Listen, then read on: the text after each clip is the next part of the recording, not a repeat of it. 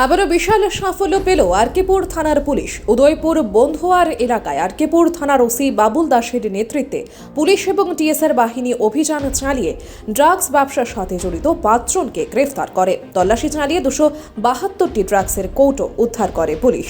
তাছাড়া 5টি mobile phone এবং একটি ওয়াগনার গাড়ি সিজ করে নেয়। এদের বিরুদ্ধে মামলা নিয়ে বুধবার দুপুরে উদয়পুর আদালতে প্রেরণ করা হয় বলেই জানান মহকুমা পুলিশ আধিকারিক অজয় দীপুরমা।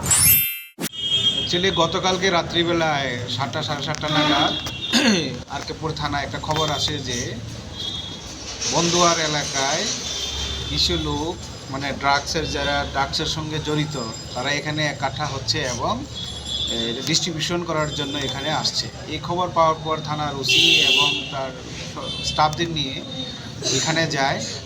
তো অনেকক্ষণ রাত্রে কর্ডন করার পর সেখানে 5 জন লোককে ডিটেন করতে সক্ষম হয় এবং আরও ছিল বাকি 3 জন তারা পালিয়ে যায় সেখান থেকে।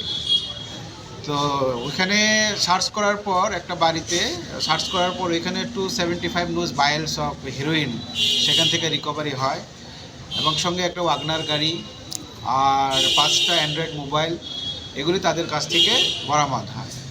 তো ডিউরিং সার্চ তাদের কাছে কিছু খাতাপত্র পাওয়া যায় যেখানে তাদের এই ড্রাগস রিলেটেড যে হিসেব নিকেশ যারা কাকে কত টাকা বিক্রি করেছে সেই ডিটেলসগুলিও আমাদের কাছে আসে। অন ডেট বেসিস একটা কেস রেজিস্টার হয় এই আরকেপুর থানায়, কেস নাম্বার 4 NDPS অ্যাক্টে আমরা একটা কেস নিই। ইনভেস্টিগেশন চলছে। যে 5 জন অ্যারেস্ট হয়েছে তাদের মধ্যে 4 জন 3 জন বিশালগড় এলাকার, 1 জন ওয়েস্ট ত্রিপুরার আর 1 জন আমাদের আরকেপুর থানার এলাকার। স্যার তাদের নামগুলি কি জানা আছে? হ্যাঁ, যারা অ্যারেস্ট হয়েছে তাদের মধ্যে আব্দুল রাজ্জাক বিশালগড়, আব্দুল হোসেন বিশালগড়, দুলাল মিয়া রাজনগর ওয়েস্ট ত্রিপুরা, জামাল হোসেন রাউতখোলা বিশালগড় আর লুকমান হোসেন খিলপাড়া। প্রত্যেকেই স্যার NDPS একটি।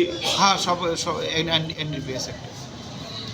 আজকে কি তারা আদালতে তোলা হবে? হ্যাঁ, আদালতে যাবে and we are going to take them in police remand for interrogation. Bureau report, Subarta.